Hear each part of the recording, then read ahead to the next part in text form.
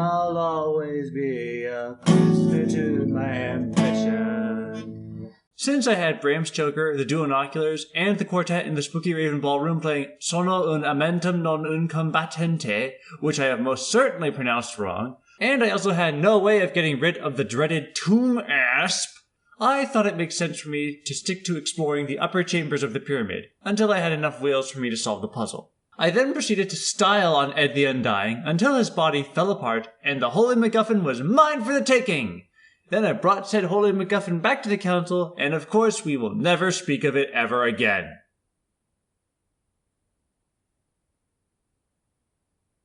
Anyway, what's next on the docket? Oh yeah, time to instigate a war between two peace-loving factions. After some consideration, I have decided to ally myself with the hippies. Why? Because the local produce stand says that they'll stock up on fresh peaches if the hippies win, and lately I've been feeling the need to channel some Hugh Neutron energy. After starting the war, I went and cleared the local farm of a rabid duck infestation, which, now that I think about it, is the exact opposite of what Hugh would have wanted. I then ran over to the produce stand and cleared out all the filthworms. As thanks, the vendor made me a partial owner and offered to sell me peaches. Which means it's finally time for pie! This is the point where I realized I had completely forgotten to play Ode to Booze before drinking away my sorrows again. One of my clannies suggested that Gumi is so powerful that she is able to break the fourth wall and suppress memories. I like that. That's canon now. War. Huh. What is it good for? I briefly considered making Day 12 a separate video, but this video is already several days late, so what the hell? Let's blast through the entire war quest in one go. I traded a day's worth of clovers for enough inhalers so that I could speedrun the Themdar Hills and gain the support of the local nuns. I then started plowing through the army of frat orcs until I hit Son of a Beach, which I completely skipped because I couldn't be bothered to go back to Spooky Raven Manor and ask the quartet to play a different song.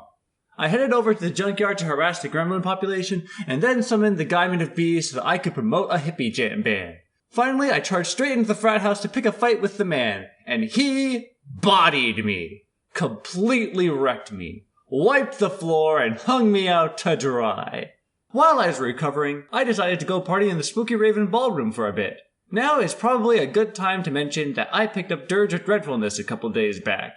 It wasn't really relevant before, but it's been giving me an edge against those sleazy orcs. Before long, I realized that I was only a few substats away from leveling up. So I buffed up, marched straight back into the frat house, and I told the man that I wasn't gonna sugarcoat it.